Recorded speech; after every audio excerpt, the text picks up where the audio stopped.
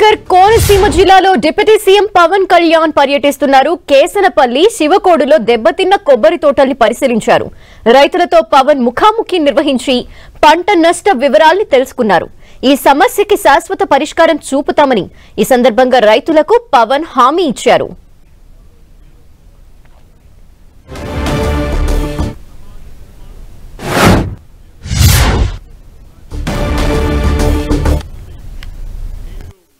దీనికి ఒక permanent solution వెతకాలని ఈ పర్యటన మనకు ఉద్దేశం.